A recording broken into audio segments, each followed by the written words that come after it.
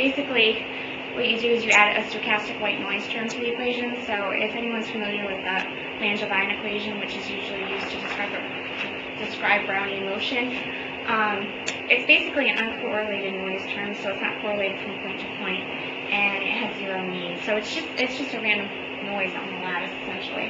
And so the value of T0 here is 0.01, and I assume the temperature is also decreasing with time. So that gamma is a temperature-dependent quantity. So the reaction rates are dependent on temperature, which I think is entirely reasonable. So just a note. Earlier studies by our group investigated a critical temperature above which you would only obtain a racemate in this type of model. So if the temperature is really high, you won't get any symmetry breaking if it's constant temperature. This temperature is way below that temperature, so this is not really going to affect the dynamics of the model. So it's really the parameter gamma that's causing the symmetry breaking.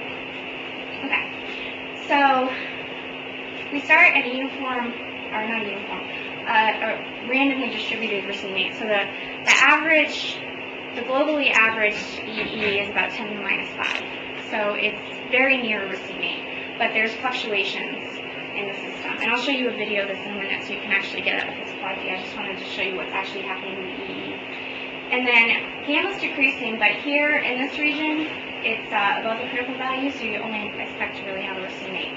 When you get to the critical point here, notice that the evolution goes for a while longer before you actually see the symmetry breaking. And if you remember the bifurcation diagram, it takes a little while before you actually have substantial chirality possible in the phase space.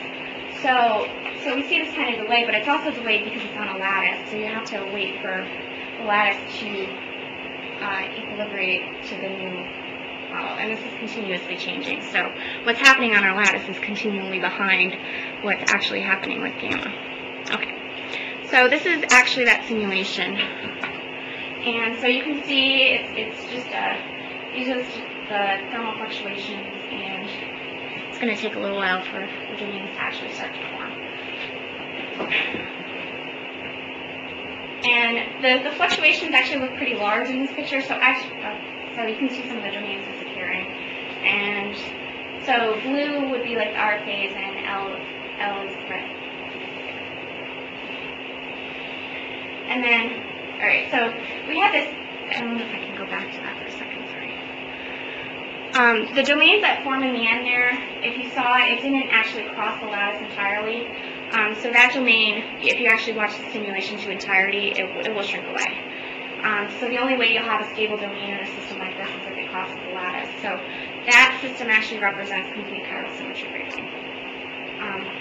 So we can take actually a closer look on the next slide. Right.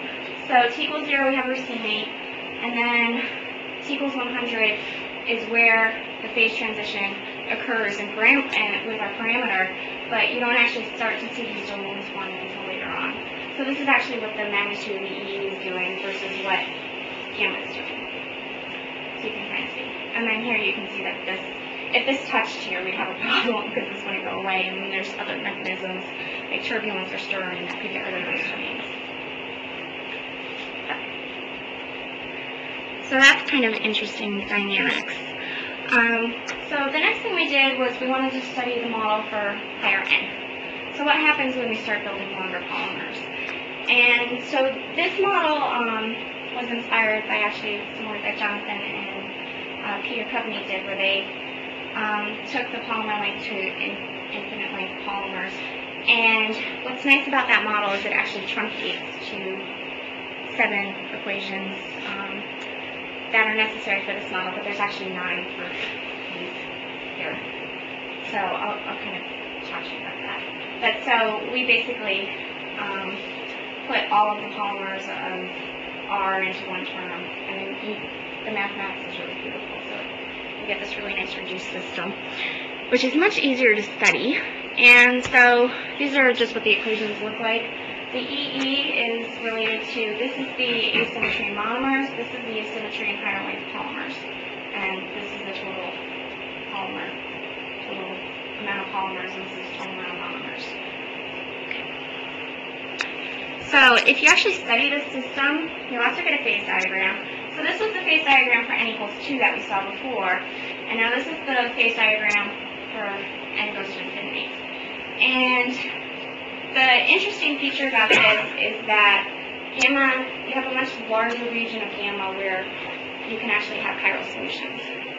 So effectively, having longer polymers has pushed the region that we had available for chiral solutions out to larger gamma. And so this fit here is this equation here. I think it's kind of interesting that the EE for the n equals 2 case had no 3 here, so it was just gamma over gamma z is 1/2. And then we have this cube here. I'm not really sure why that occurs, but the case without the 3 here is common in physics. We'll usually have a 1 minus parameter over its critical value to the 1/2, but I've never seen a cube there before, so. But the fit is pretty good, so that's kind of interesting. So we've got this interesting dynamic where with increasing n, we have this increased parameter space for our actions. Okay. So the other thing we did with the infinite model was look at what happens to the average polymer lengths. So if you study the model without that epsilon term present, without the spontaneous creation, in the infinite model, you get an average polymer length that's infinite. So that's not necessarily surprising, but you might like something that gives you something a little more realistic because you would expect higher order polymers not to necessarily be dominant in the system. So the average polymer length, if you actually have this term present, decreases logarithmically with gamma. And so 0.07 or square root of 2 over 2 was the critical value for gamma. And here you can see that just below the critical value, the average polymer length is a trimer. And for all the racemic solutions, the average polymer length is a trimer. So with increasing gamma, the average polymer length is decreasing and it approaches the racemic average polymer length. So that's really when the enantiomer cross inhibition becomes too strong. And you have too many monomers in your system, so polymers of neither length can grow.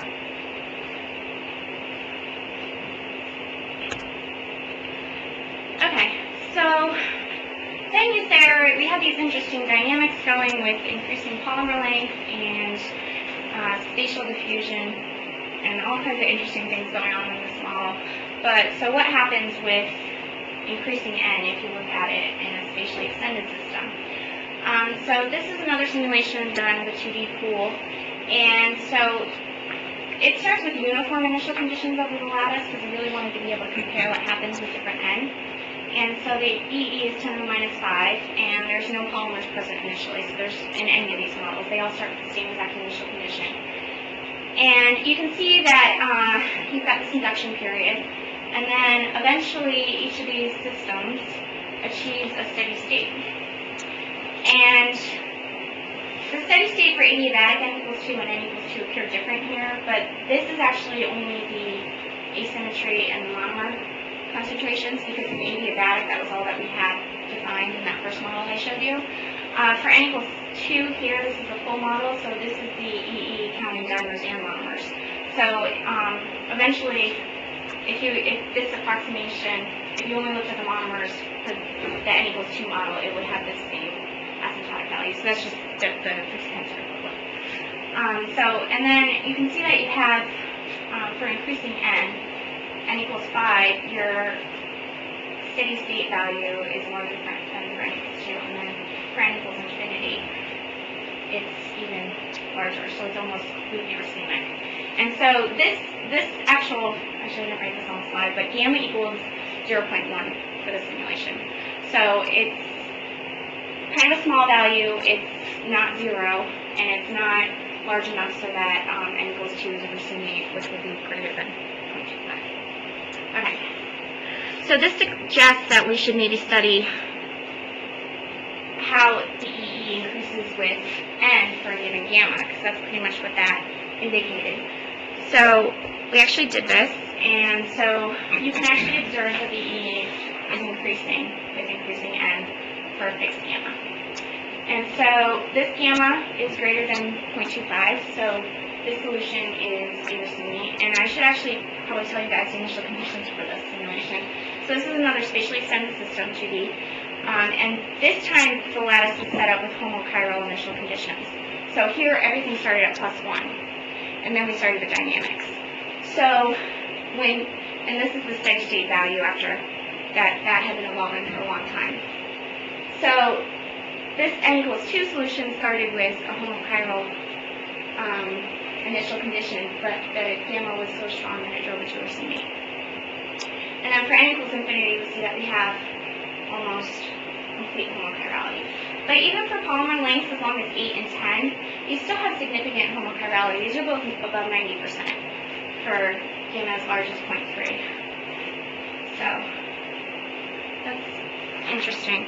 And then this trend is actually true for any gamma, so we've kind of verified this. This is the critical point for n=2, or n=infinity, sorry. And so if you increase gamma from 0.3 to 0.5, you get a similar curve.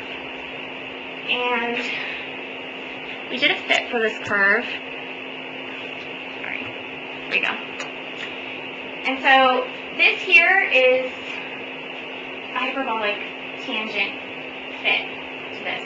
Now the coefficient here is actually what we expect the asymptotic value at n=infinity to be, because if you remember from the previous phase diagram I showed you, we had this fit for that curve. So that's just an approximation of what we want this curve to reach asymptotically. And then you can see that the EE is dependent on both n and gamma, and we have these coefficients for these two fits here, a = 1/2 and b = 3. If gamma increases closer to the critical value for n=infinity, you'll see that this gets pushed further over, and these two parameters don't fit as well, but you can still make a fit to it that has the same general form.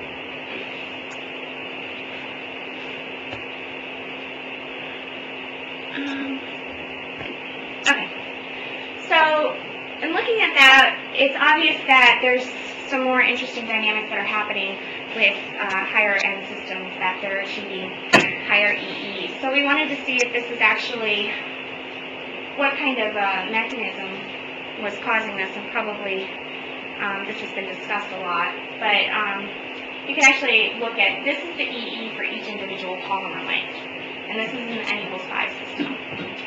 So if gamma is 0, each polymer length, monomer polymers, and the total EE have a stable state of 0. Complete homochirality. But as this parameter increases, you can see that each higher length polymer has a higher EE in the concentration. And so again, that goes back to maybe to having more monomers in the system. So each higher length polymer has more chances to be inhibited by attachment of the monomer of the opposite chirality.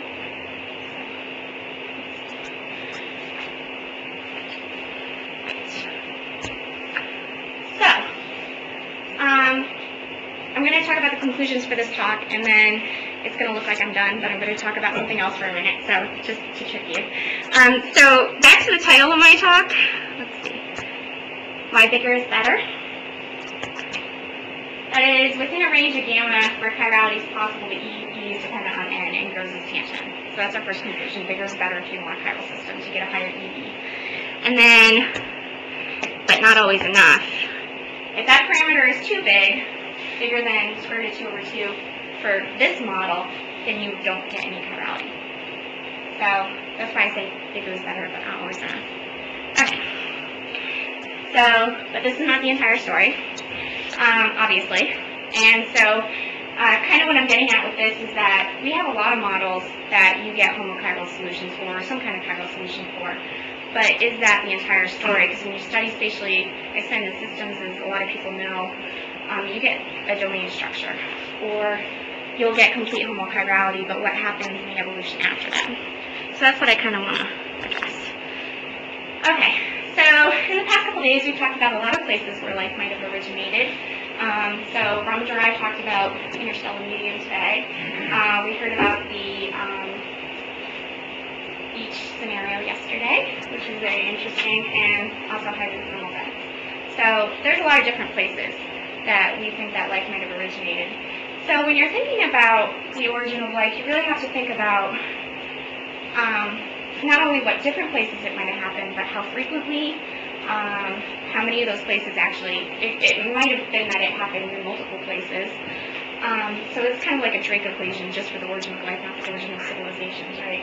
So you have all these different parameters.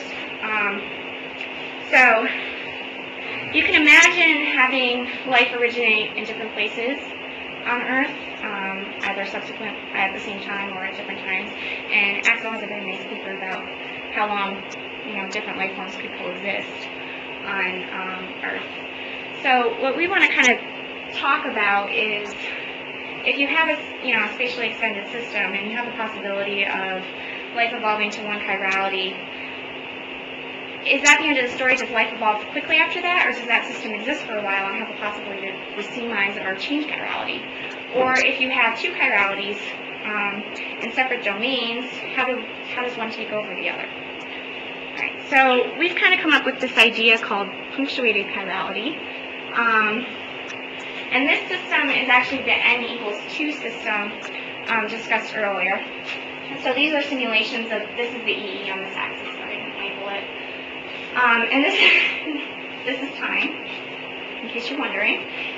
So you can see, like, this kind of system is stuck in kind of a semi-racemic state or a partially chiral state. And in our simulations, what this actually looks like would be like you have a domain. So this is one chirality, and this is another chirality. And this is not going to move anywhere because there's no curvature on the walls. That's just a factor of the mathematical model, but you can imagine having physical systems where you might have domains of separate chirality. So that's kind of what this is. And then this is what the actual magnitude of the disturbance is. So we're saying here that environmental events can possibly influence the direction of chirality after you have either a coexistent domain or one chirality or the other. So maybe wondering what this AC is. That's the critical value for the environmental disturbance. So these are again stochastic Langevin equations. You can actually find this numerically. It was found by our group earlier. So this value, the AC, if you have an environmental disturbance with a magnitude greater than this value, your system's going to be driven to a racemate. Okay? So what's interesting here is that if you have some environmental disturbances on these semi-chiral systems, you can have your EE redirected so that you start moving toward a homochiral state or a more chiral state. But what's also interesting is that if you have another disturbance, you can possibly redirect the direction of chirality. So like this case, you have it going down toward the R phase, and then here it's moving up toward the L phase. And then you have another environmental disturbance and it gets stuck again. So I don't know how many people in here are familiar with the theory of punctuated equilibrium in evolutionary biology. It was proposed by Eldridge and Gould, and basically they said that when you have a biological evolution, it's not gradualistic like Darwin said, but the actual evolution occurs in small spurts on geological timescales. So you have rapid evolution and then like this period of stasis where there's not so much interaction with the environment. So that's kind of where the idea came from. And so we're saying that you could have multiple chiralities basically on early Earth, and that it would change with interaction environment. So you can imagine it being stirring or turbulence or any kind of effect redirecting the chirality multiple times. And so essentially that would indicate that there was a random final output for the chirality. So what this actually shows is the statistical analysis of 100 initial systems prepared such that they all started with these coexistent domains. Because obviously we don't observe a system in nature where we have coexistent domains of different chirality because we only have one observed chirality in biology. So we started with those systems because they were the most interesting, and we subjected it to this environmental disturbance of different varying intensity. And so putting it back in physical time, we have events of duration 1.5 months to 15 months, and this here is a ratio to the critical value. So if AC is 1 indefinitely, you'll only end up with racemic solutions. But you see, if you only have it for a small period of time, you actually get the situation where these fractional chiral systems can be redirected toward homochirality. So the bar graph actually shows how many of those systems initially ended up in a homochiral final state after being subjected to this kind of environmental disturbance effect. So you can see here, bigger is also better because more violent events, this area, redirect more systems toward homochirality. And then you can see, but it's not always enough because we don't redirect all systems. So that's kind of where the punctuated idea comes in. Is if you keep repeating this, with these probabilities, you're eventually going to get mostly chiral systems. And then you can see here that, small events or short events don't really do as much. So it's kind of a statistical analysis of what is actually happening. So this model also makes predictions. So here's my conclusions again. I'm really done this time, I swear. We conclude that prebiotic chirality responded to environmental changes. And so we had periods of stasis and violent activity. And you can envision this kind of effect happening in many models. And so we've shown this through statistical analysis.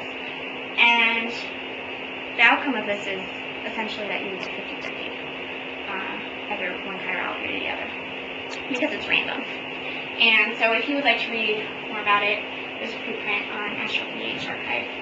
And there was also a News and Views article in Nature written relating to this last week, I think, which I can give you the COI number for and it right down. And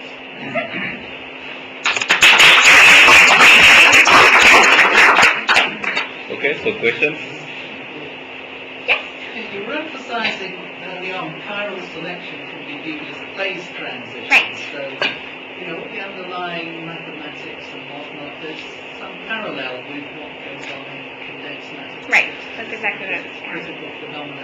And I just briefly alluded to it at the end of my talk, just in the context of a disorder to order transition, Yeah. to chiral in a helical polymer. But presumably the underlying sort of mathematics is rather similar. And I wonder, do you develop critical exponents here?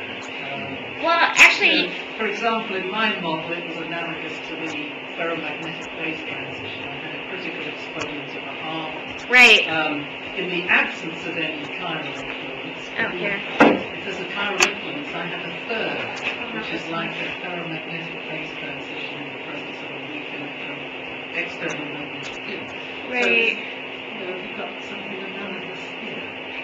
Actually, so if you look at this and you, there's the 1/2 for a ferro, yeah. So this system is actually one of the reasons that we became my research group became interested in studying these systems was actually that the reduced model, the adiabatic model, is actually so similar to a ferromagnet or something that we would study in the early universe.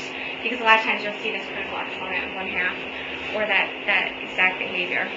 So yeah, it's very analogous to a ferromagnet because you can have magnetization plus or minus 1 or a chirality plus or minus 1. The only difference here is that well, actually, if you go all the way down to the microscopic analysis, it's even a better analogy because when I do the simulations here, each point on the lattice is kind of coarse-grained, so it's an average chirality over what would be contained in there. But if you actually consider the enantiomers, you can have up or down spins, essentially. If you have a small chiral bias in the system, will a factor of a third pop up somewhere? I don't know. Well, that's what it should do. Yeah, because, right. The analogy holds. That's what you get for ferromagnetism in the presence of a weak magnetic field. Yeah. I have to check that. We actually do have some models with a small bias, so that would be, the case where these aren't equal. Or you could also add a bias to the autocatalytic term, and yeah, we could probably make a phase diagram. I'm getting the feeling from this meeting that the problem of origin of homochirality and then the next step into development of primitive cells and the rest of it, it's a problem for statistical physics, condensed matter physics, critical phenomena, and the role of chemists is to keep the physicists stop them going off the rails. Like that's what this meeting was good for. This crazy model of, it's to keep them on the rails with realistic systems. Right, So no. you can actually demonstrate in the laboratory and even keep them on track. Right. Um, Yeah, I've actually gotten a lot of inspiration from this meeting about what more realistic models I can try to study, so that's been really good experience. But I think you're absolutely right, because as a physicist, you can go off on all these tangents about these beautiful models that have analogies to physics. I mean, even with the crystallization and the nucleation of clusters, we have similar theories in condensed matter or the early universe. So. It was Einstein said that when it comes to physical mathematical models, in addition to the possibility of it being right or wrong, there's the additional possibility it's right but irrelevant. A beautiful model, and you can really get infatuated with it and spend your whole life tweaking it up, but it has no relevance to reality. But I do get the feeling we have been seeing some very relevant models. Actually, a follow-up on this question, Lawrence asked earlier whether if you do have phase transitions of second order and those critical phenomena, you may have long-range interactions. Right, I was actually thinking about that. Do you have that here or actually not? Because normally, if one looks at that type of picture, of course, the range is very, very short. So Right. is there anything like this if you are with your gamma as a critical value, that the interaction becomes actually? I was actually trying to think about that this morning, and like physics would tell you there is, but I'm not sure if that's necessarily the case. And I'm wondering, actually looking at the simulation,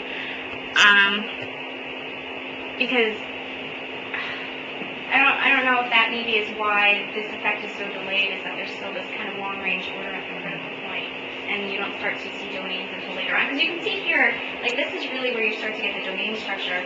But even in this region, you have pretty large phase space available for chiral solutions. So I'm not really sure if there is long-range ordering or not. I think that in the other phase transition that we study, which is with the temperature dependence, that would be more with the A. Mm-hmm. I think that might, and that's why you end up with a racemate, because there is this long range. Is it not correct to think of gamma being like temperature anyway? Right. No, it is. It is correct. So I think so. I mean, I would say yes, but I don't have any definitive evidence. But every physical theory I've ever studied tells me that there should be long range. But it's very hard to see, of course, because then you're very much stuck in overall noise. So you see almost nothing, and if you see something, it may be long range, of course, but maybe hard to see. So the hard thing, I'm actually thinking about rerunning this simulation, but stopping the noise, say here, instead of letting it go all the way to see what happens. But you have to have the noise in this area, otherwise you won't have a symmetry breaking. So So I would assume that there is long-range ordering, but I haven't seen direct evidence. So the stopping of noise is like a magnifying glass.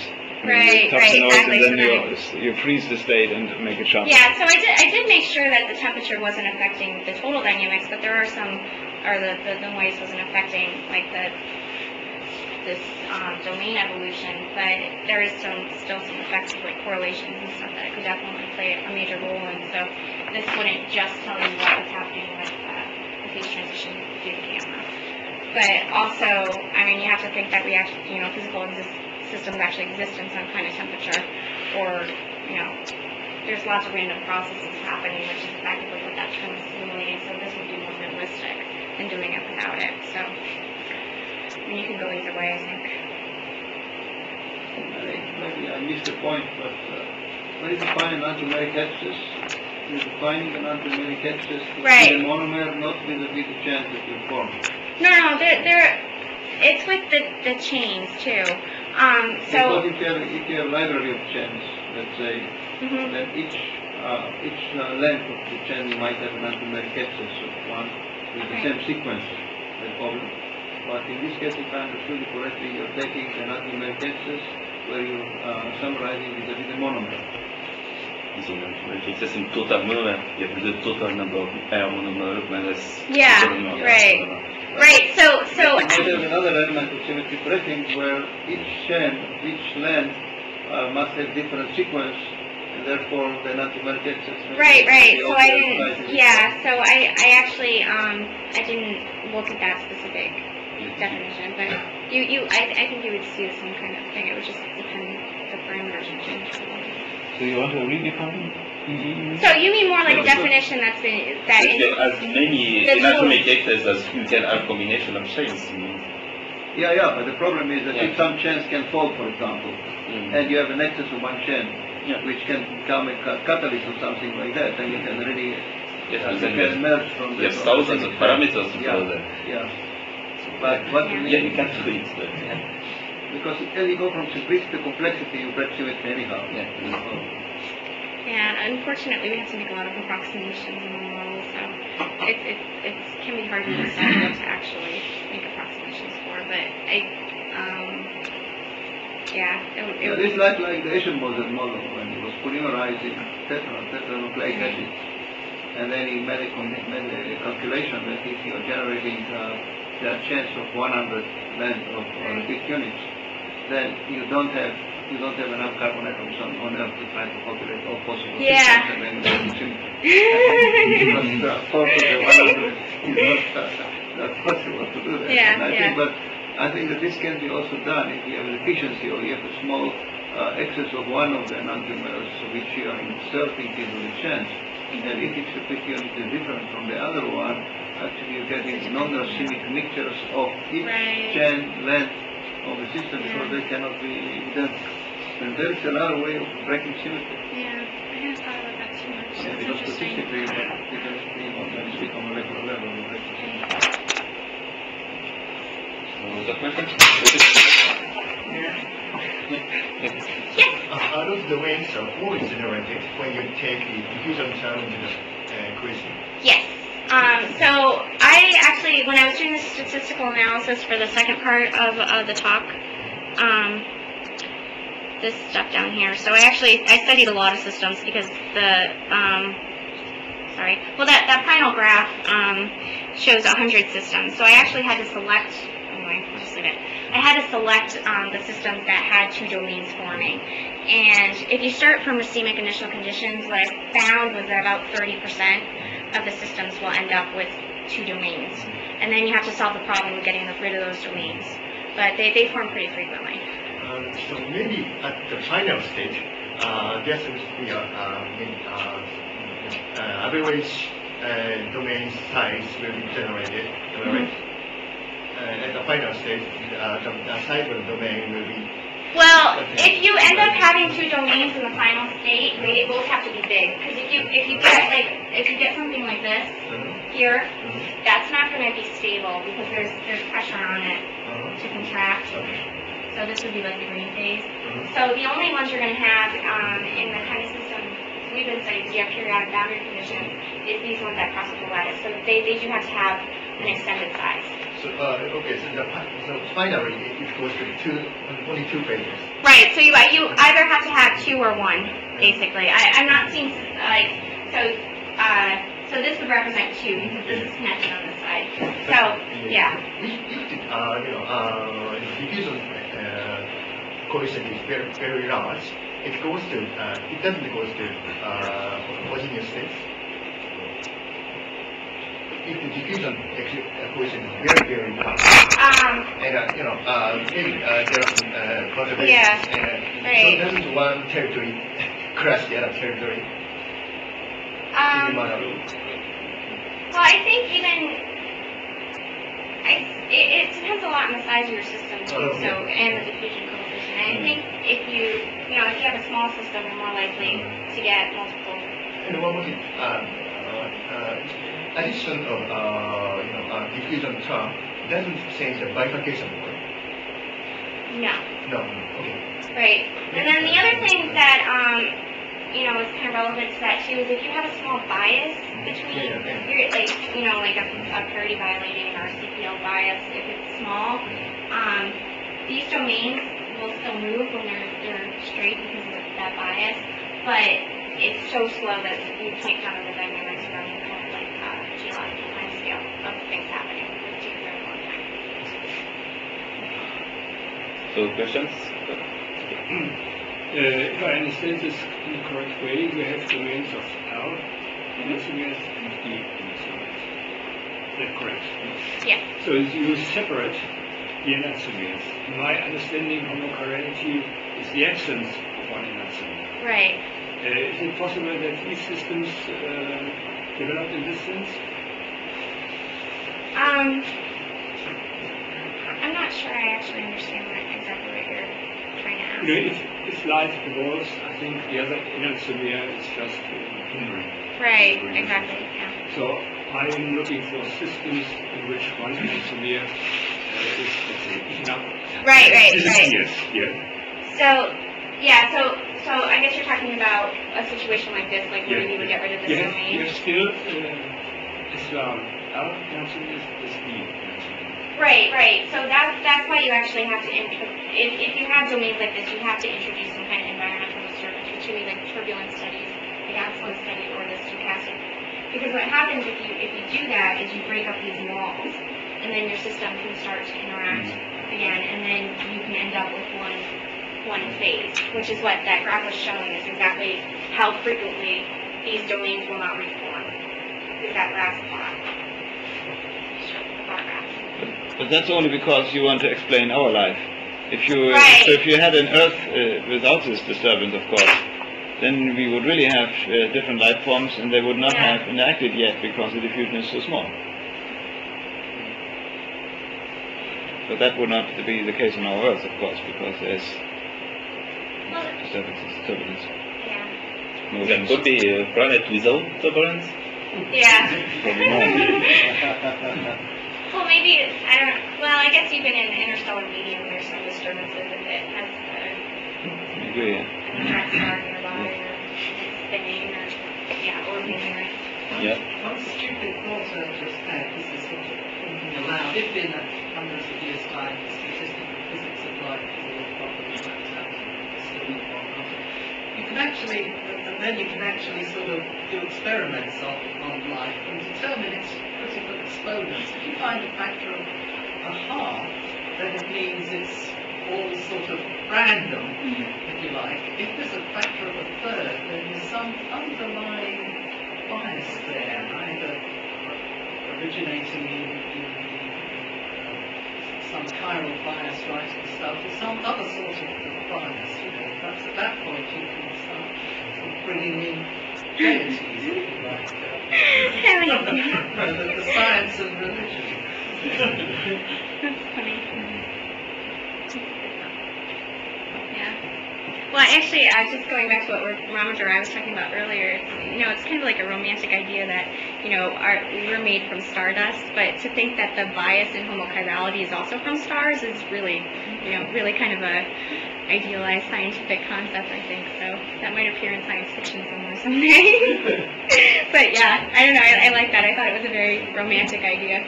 But yeah, so I don't know. There's lots of fun ideas with this, so it's been really fun to study.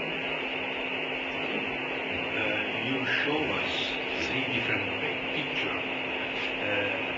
So my question is, where do you plan to spend your next holiday? I don't know. And so you will know where the light is born. Yeah, I don't know. I like exploring different things, so it makes it more interesting. I don't know. I'll have to think about that. But yeah, so I don't know. When I go back to my models when I get home, I'll definitely have a more firm foundation in chemistry, though. So that'll be great.